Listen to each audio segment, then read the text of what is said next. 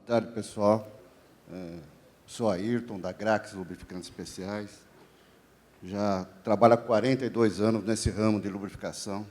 Então, a gente, todo dia, estamos voltados a isso, à lubrificação, de uma maneira geral. Eu não estou aqui para falar especificamente de algum produto, etc., né? Vamos falar de todos.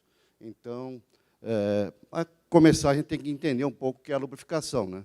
Que é todo e qualquer procedimento que tenha o efeito de reduzir o atrito ou eliminar ou minimizar o desgaste dos componentes mecânicos, né? Então, atrito é a resistência ao movimento durante o deslizamento e o desgaste é a perda ou destruição das superfícies metálicas. Atrito gera desgaste. Desgaste gera quebra. Quebra causa parada de máquina. E parada de máquina, perda de produção e, consequentemente, prejuízo para as empresas. Então, isso é, basicamente, o conceito que se tem, por que se precisa lubrificar alguma coisa. A lubrificação com óleos, né, nos componentes mecânicos é menos crítica, pois é feita por perda, por circulação, não exige tantos procedimentos, às vezes, como o uso de uma graxa. A lubrificação com graxa ela é mais complexa, por além de reduzir o atrito e o desgaste, tem que se fixar no ponto de aplicação, evitando a fuga do óleo básico, tá? Que é o que realmente vai lubrificar, né? E tem que resistir à condição de trabalho do equipamento, não perder as características de refrigeração, de proteção contra a corrosão, capacidade de diminuir ruídos, redução das vibrações, melhorar a vedação contra os fatores do meio ambiente, como água, vapor, poeira, etc. Então, a graxa ela é um componente que tem um campo de aplicação bastante grande, ao mesmo tempo, ela tem que ter uma versatilidade muito maior do que o óleo, às vezes, né? Os graus de consistência mais utilizados das graxas são graxa de consistência 00, né, que é utilizado para lubrificação centralizada, né, para deslizamento, para redutores, engrenagens, é o grau de consistência mais adequado para essa aplicação. A graxa no grau 0, também para lubrificação centralizada, né, mas também para montagem, linha de produção, guias, barramentos.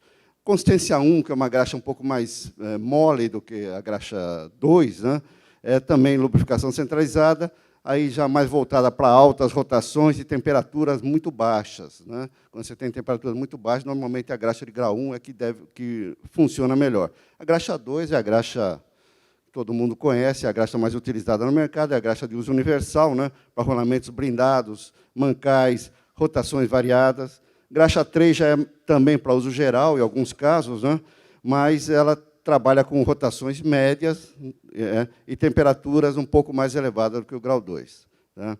E a graxa de consistência 4 é para temperaturas mais elevadas ainda, mas a aplicação é essencialmente vedante. O poder de lubrificação dela não é muito bom. Ela é realmente mais para vedação. A pergunta que eu faço, né, há muito tempo é: qual empresa investe corretamente em lubrificação? Não se vê muito isso no mercado, tá? As empresas investem em lubrificantes, no sistema de aplicação, mas não investem no projeto de lubrificação. Lubrificação não é apenas colocar um produto lá, tem que ter todo um projeto por trás disso. Então, os mecânicos lubrificadores, na maioria das vezes, utilizam um plano de lubrificação, mas não compreendem, eles não entendem muito isso, né? Eles têm um papel que diz que tem que lubrificar com tal produto e eles vão lá e colocam. E, às vezes, colocam até produto errado, tá? Ou seja, estão utilizando o lubrificante sem saber a exata finalidade por que estão fazendo aquilo. Por que fazem tudo isso? Fazem porque o pessoal da manutenção está preocupado apenas com a não parada de máquinas. Esse é um grande problema que a gente vê no mercado, né? A máquina não pode parar. Para não parar, faz-se qualquer coisa, né? Então, isso também é um problema que a gente vê muito, principalmente nas grandes companhias, né? Também porque quem vende lubrificantes, né, a meia-culpa nossa, né, quase sempre está preocupado apenas em vender e não com o melhor resultado no equipamento do cliente, né? Então, Se tem, desculpe aí algum pessoal de vendas, né? E eu sou um deles, mas tem muita gente que está preocupada com o que ele vai ganhar vendendo o lubrificante, e não com o melhor resultado para o cliente. Aquilo que é mais vantajoso para ele e não para o cliente. Isso, às vezes, causa transtornos e a perda do cliente, a perda de confiança do cliente no fabricante. Então, as graxas normalmente são feitas à base de sabão metálico, que você tem o lítio MP, o lítio EP, graxa de cálcio, cálcio convencional, cálcio anidro, sódio, alumínio, sabões complexos, como o complexo de lítio, complexo de cálcio, cálcio sulfonato, complexo de alumínio, complexo de bário, e assim vai. E tem as graxas do tipo sem sabão, que são as graxas inorgânicas, inorgânica, à base de bentone, que te dá maior resistência à temperatura, porque ela não tem ponto de gota, pouca carga, boa hidrorrepelência. Voltando aqui para a graxa de bentona, queria só pontuar que eu vejo o pessoal falar aí que se indicar produtos à base de bentone para 280, 290 graus, bentona acima de 200 graus vai virando areia e se torna um abrasivo, gente. Isso aí é comprovado no mercado. Então, é um erro, às vezes, se pensar que pode funcionar dessa forma. Tá? Graxa de poliureia, que é uma graxa que tem boa bombeabilidade, alto ponto de gota, normalmente 260, 250, 260 graus, e pode trabalhar com altas rotações. Tem as graxas à base de silicatos, que não têm ponto de gota, que são sílicas, silicatos, porém, são limitadas a baixas rotações e não resistem à carga. Por mais aditivada que esteja, não são feitas para carga, são feitas mais para alta temperatura. Fluorporímeros, que são PTFE, etc., são graxas para alta temperatura, quimicamente inertes, e longa duração de trabalho. Tá? E outros tipos de graxa, como fibras vegetais, com espessante à base de negro de fumo, sabões mistos, lítio, cálcio, que a gente, hoje em dia, vê bastante aí no mercado. Tá? Então, qual a diferença entre os tipos de graxas produzidos? As graxas se diferenciam pela característica de cada óleo básico, pelo espessante utilizado ou pelo pacote de aditivos diferentes de uma mesma base. E aí se constrói o melhor tipo de graxa que vai ser utilizado em determinada aplicação. Tá? Qual a diferença entre os tipos de graxas produzidos ainda? Os óleos básicos mais empregados são os óleos minerais, e aí você tem grupo 1, grupo 2, grupo 3. Você tem os óleos parafínicos, de primeiro refino, refinados, tratados, os naftênicos, que têm um IV menor, mas funcionam melhor em baixa temperatura, os aromáticos. Você tem os óleos sintéticos, e aí entra os PAOs, os polialquilenoglicóis, PAGs, os ésteres e os silicones. São os mais utilizados nessa linha. Diversos aditivos são incorporados em graxas lubrificantes para proporcionar propriedades adicionais ou melhorar aquelas que ele já tem. Tá? Permitem adaptar a graxa às condições de trabalho do equipamento e devem ser compatíveis entre eles com a aplicação da graxa. Então, às vezes, a gente tem certa resistência a usar pacotes já prontos de aditivos, porque, às vezes, esse pacote contém aditivos que não são compatíveis entre eles mesmos. E a gente tem vários casos que você piora a performance do que se você utilizar aditivos diferentes, ou seja, não no pacote, para atingir melhor rentabilidade. Então, os aditivos anticorrosivos melhoram a característica de proteção da graxa contra a corrosão, evidente, são úteis para trabalhar em ambientes muito úmidos, protegem também rolamentos durante a armazenagem. Os antioxidantes adiam a ruptura do óleo básico em temperaturas elevadas, aumentando a vida útil da graxa. Os EPs, e antidesgaste, incluem compostos sulfurosos, ativos e inativos, clorados e fosforosos, que permitem à graxa suportar regime de extrema pressão, sem perder suas características, né? E alguns DCP em determinadas aplicações precisam ser complementados com passividador de metal amarelo, né? Para não causar corrosão nesse tipo de metal na liga de cobre, de bronze, etc. Né? E os aditivos sólidos, que todo mundo conhece, o bisulfeto de molibdênio, o PTFE, o Teflon, o grafite, né, que permitem que a graxa trabalhe sob grandes variações de carga e temperatura sem perder suas propriedades. E agora, aparecendo outros aditivos, como o alfa-X, né, que a gente fala, que é alguma coisa um pouco superior a isso ainda, ou complementar a isso. Né? Então, portanto, gente, escolher uma graxa lubrificante correta para determinada aplicação não é uma questão de sorte só. Tá?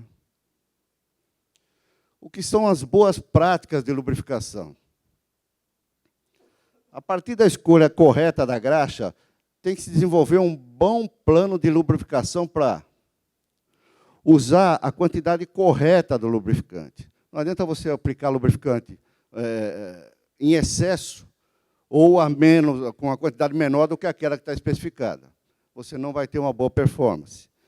No ponto certo de aplicação, tá? Ou seja, tem que determinar o ponto correto, você tem que ter o lubrificante certo para usar no ponto certo de aplicação, obedecendo os períodos corretos entre as aplicações, tá? Utilizando o sistema de aplicação conveniente. Se o sistema não estiver bem dimensionado, você pode colocar mais graxa ou menos graxa, e você vai ter prejuízo, com certeza, na lubrificação. Práticas corretas de estocagem e manuseio do lubrificante. Às vezes, a estocagem mal feita causa oxidação, separação de óleo em excesso, e então, isso também é um fator importante. Tá? E um plano de inspeção otimizado com tarefas e rotinas para garantir a confiabilidade de todo esse processo. Tá? Senão, não adianta nada você ter um bom lubrificante se você não utilizar as boas práticas de lubrificação. Então, a escolha correta da graxa está diretamente ligada à condição de trabalho do equipamento.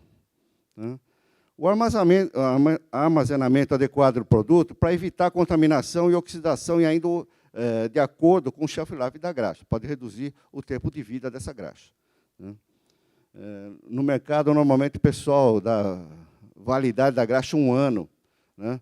E nós sabemos, e para vários clientes nossos, lá da Grax, nós damos prazo de validade de até 4, 5 anos, né? Principalmente quando é usado produto no produto. Tá? Dimensionamento do equipamento para aplicação. Então, para evitar o bombeamento em excesso ou com menor quantidade de graxa, que vai ser prejudicial no processo todo. Aplicação no ponto correto de lubrificação para evitar falhas do lubrificante. Com excesso é tão prejudicial quanto a falta de lubrificante. Né? Utilização da quantidade correta de graxa, para evitar falta ou excesso de graxa no ponto de aplicação. Tá? E definição do período exato entre as aplicações, para se atingir a máxima performance da graxa. Pelas empresas, que estudo é realizado para saber os resultados práticos da lubrificação com aquela graxa? Né? Se o consumo está elevado, se existem quebras constantes, entupimento dos dutos, se existem paradas não programadas com perda de produção, impacto ambiental. Né? Na verdade, poucas pessoas a nível gerencial, o pessoal lá embaixo convive com isso todo dia, mas a nível gerencial, principalmente nas grandes empresas, questionam por que estão utilizando aquela graxa ou óleo, baseado apenas no preço dela. Né? Esse pessoal devia questionar que consequências o uso daquele lubrificante traz ao custo final do produto que eu fabrico, que eles fabricam, ao custo operacional e ao custo ambiental, ou seja, ao passivo ambiental que essas empresas têm. Então, falta, na verdade, um maior envolvimento dos níveis superiores com as questões da lubrificação. Eu, como eu disse, há 40 anos eu visito empresas. Você não vê diretor, principalmente nas grandes companhias, você não vê diretor de empresa descer lá, pôr a mão na graxa, perguntar por que está usando aquela graxa, o que ela faz, se ela é boa, se ela não é. Né? O que eles fazem normalmente está com dificuldade financeira, manda embora o lubrificador. Né? Então, a quantidade correta de graxa no ponto de aplicação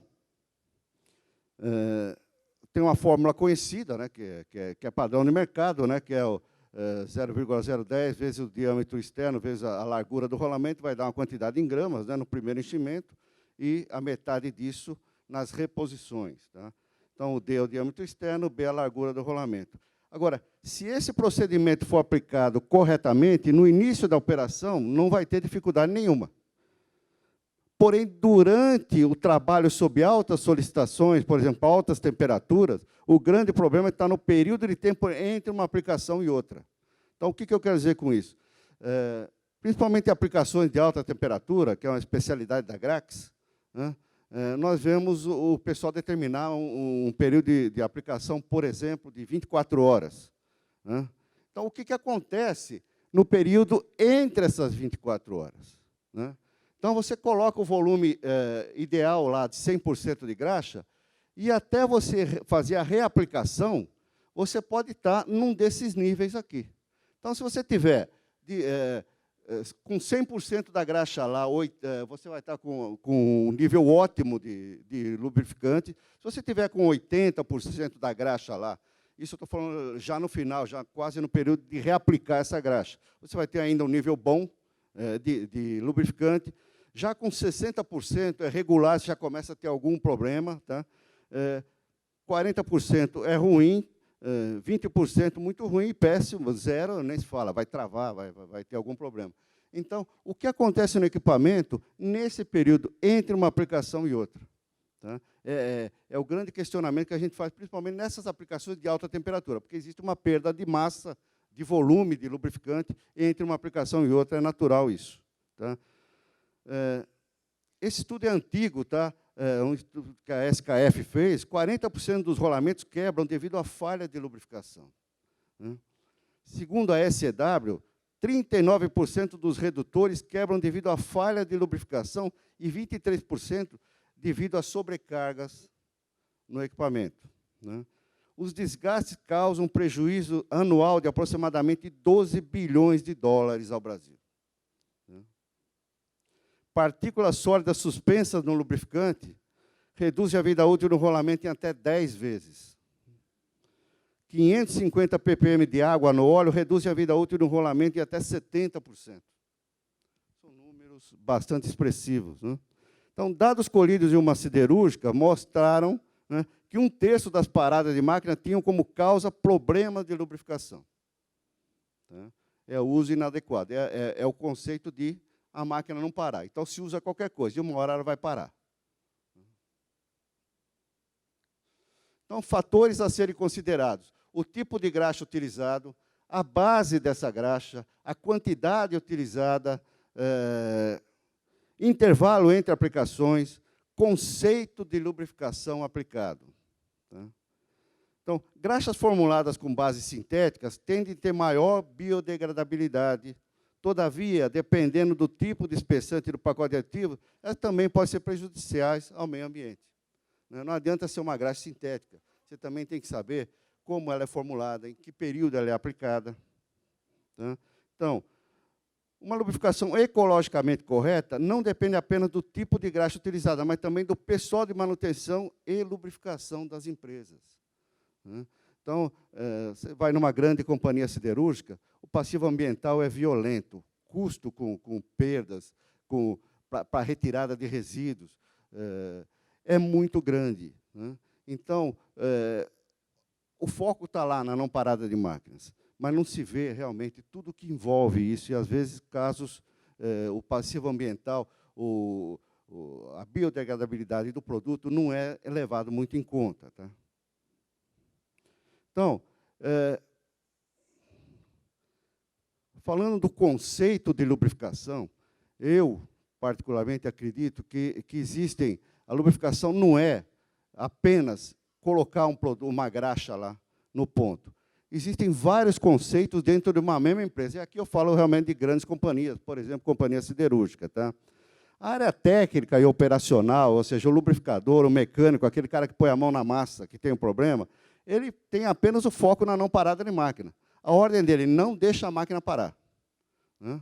Então, ele está focado naquilo lá, não deixar a máquina parar. Se tiver que encher de graxa, lotar, encher até sair do outro lado, não importa, não pode parar a máquina. Tá? pessoal de engenharia, de gerência, além disso, né, além de não deixar parar a máquina, eles também têm um foco na não quebra de componentes. Ou seja, se eu conseguir um produto que, além de não parar a máquina, também aumenta a vida útil dos componentes, para eles já estão ganhando ponto, inclusive, lá com a diretoria.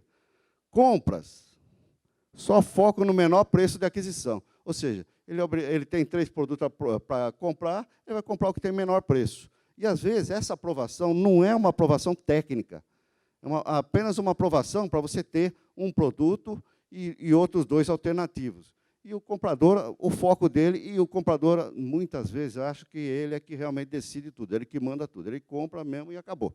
E nem recebe o pessoal de vendas dos fabricantes lá. E a diretoria da empresa? Qual o conceito dela da lubrificação? Ela tinha que ter um foco na visão estratégica do negócio. Não tem. Então, esse deveria ser o foco principal. Como é que a lubrificação impacta no meu produto final, naquele produto que eu coloco no mercado? Então, concentrando o foco na rentabilidade da empresa,